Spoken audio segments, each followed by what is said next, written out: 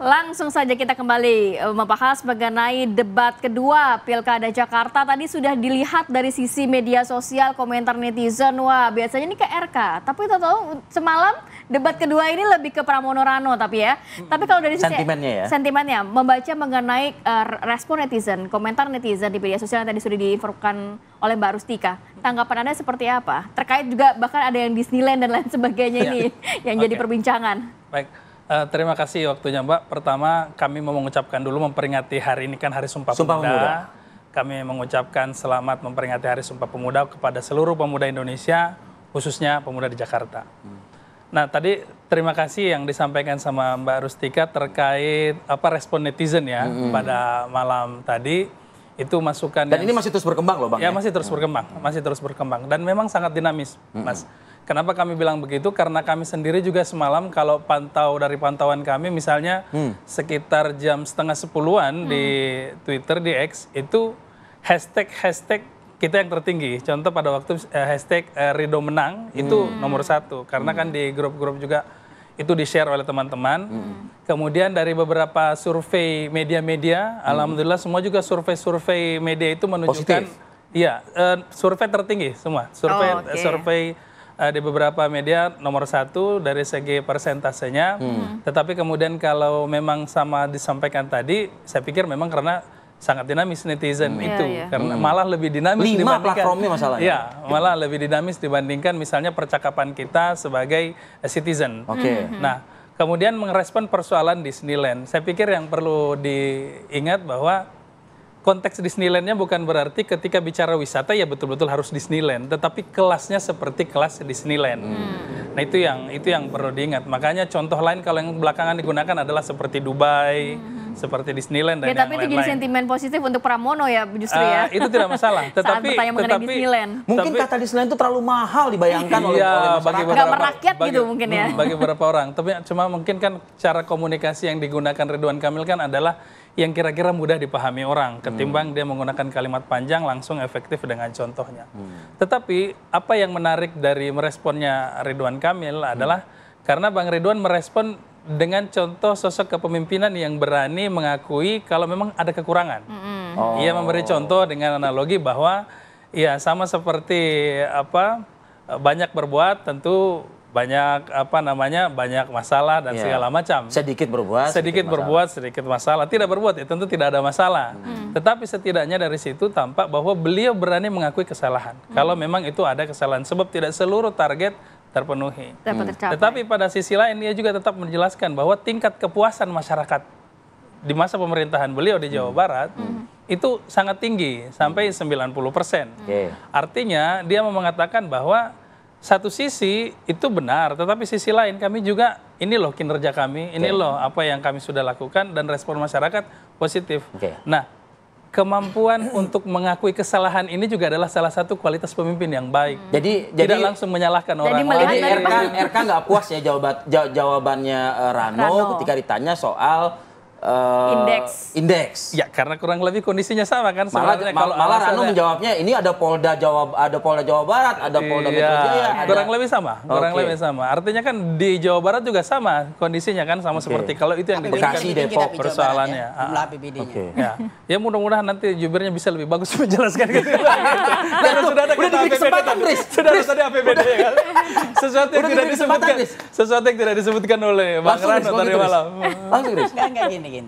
Ya, terima kasih. Memang terima kasih dan akui aja lah kalau kata Bang Tarin, akui aja. Terkait dengan apa yang disampaikan oleh indikator politik, terkait dengan survei di media sosial itu platformnya terangkum. Indikator Indonesia ya, sorry. Indikator politik yang lain lagi ya.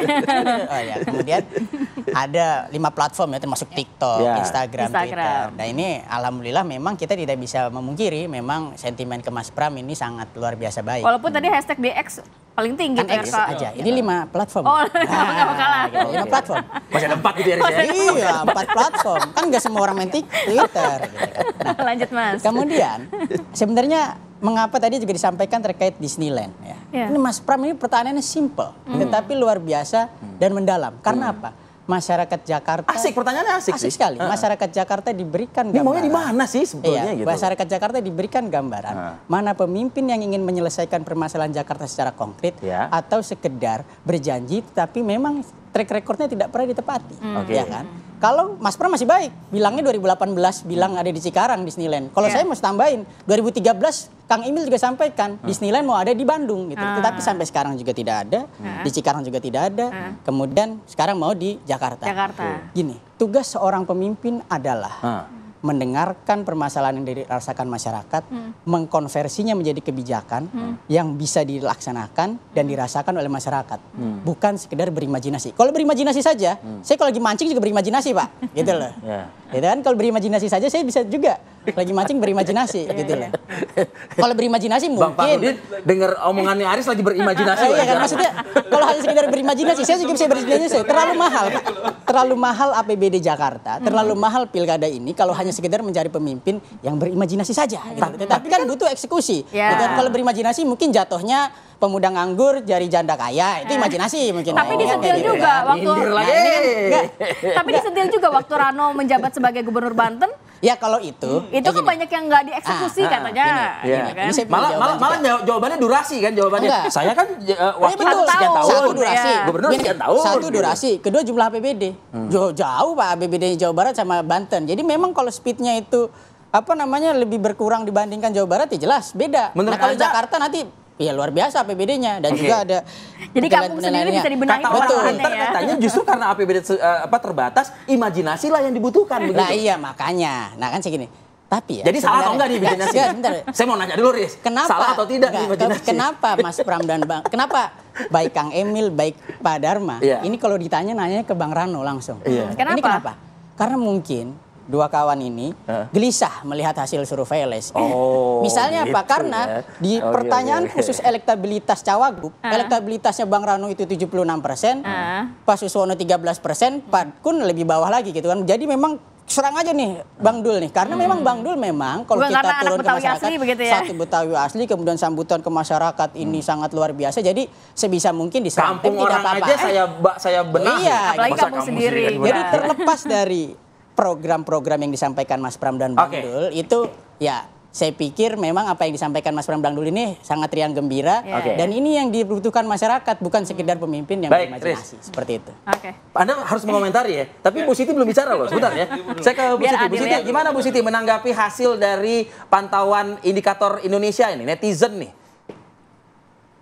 Ya tenang aja, itu kan baru tadi malam sampai sekarang. Belum nanti. Kalau yang pertama itu trennya yang paling banyak adalah yang Dharmakun ya. Karena Dharmakun memang berbeda dengan dua paslon yang lain. Kalau dua paslon yang lain itu business as usual. Yang itu gaya lama. Yang namanya petugas partai yang memang seperti itu. Jadi konservatif begitulah. Nah, dan kalau Dharmakun itu memang banyak pikiran-pikiran yang genuine. Yang mungkin menurut saya yang senang dengan pemikiran-pemikiran begini itu adalah pemilih-pemilih rasional yang sekarang belum muncul begitu. Kalau yang pemilih-pemilih rasional yang mau berpikir pasti milih 02. Karena 02 memang berbeda dengan 01 dan 03. Nah, contohnya ketika 03 mengetengahkan ada problem transportasi laut. Nah diterangkan dengan biofuel, jadi rumput laut. Tapi Pak Dul nggak mudeng. Nah gitu. Kan masih pakai solar yang maksudnya bahwa dengan rumput laut itu adalah suatu solusi yang mendasar. Pengganti kan solar, hanya kalau kurang solar ya dikasih solar. Tapi kalau rumput laut itu adalah solusi yang jangka pendek maupun jangka panjang itu sangat. Jadi mantan kepala daerah ini nggak ada yang mudeng Bu ya? Badui. Nah, tentang Badui juga Pak Dul agak juga kurang paham gitu. Jadi memang cara penyampaiannya itu kadang-kadang bisa membius seperti benar gitu ya. Padahal belum tentu benar. Itu satu penyampaian kayak business as usual, kayak apa ya? Kayak kalau kita pada pidato hitanan atau pidato pada manten itu kan ada pidato-pidato yang konservatif, yang formatif. Nah, jadi normatif aja yang 01 itu Bu Siti, tapi kalau berbicara nggak mudeng ini juga banyak masyarakat, Bu, tidak ternyata terobosan yang inovatif. Baik, Bu, berbicara nggak mudeng ini tapi juga banyak masyarakat yang nggak mudeng saat Darmakun menyampaikan getuk tular. Tular adab, Bu. Adab. Nah, ini masyarakat banyak yang menangkapnya getok tular atau getuk tular atau apa sebenarnya, Bu? Banyak yang nggak mudeng nih kayaknya nih. Kalau tulisannya beliau sih getok. Tapi mungkin lafaznya dia kan orang bukan orang Sulawesi. Saya bukan orang Sulawesi, Bu. Saya kan orang Jogja, orang Solo. Jadi bisa getok ular. Aslinya getok ular dan dia kalau nulis juga getok ular. Tapi dia lafaznya bener Aris tuh. Getok, saya suka ketawa. Getok itu makanan loh, Mbak. Getok bilang gitu. Getok itu makanan. Jadi kalau getok itu getok ular. Seharusnya kalau dia nulis bener loh pakai O. Jadi bukan pakai U. Tapi lafaznya seperti orang Palembang kalau bilang Siti Fadilah, Siti Padilah. Seperti orang Sunda juga kalau ngomong F suka P.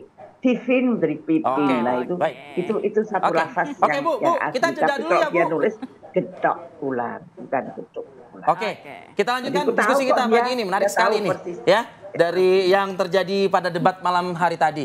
Usai jeda, kita lanjutkan. Kami akan kembali.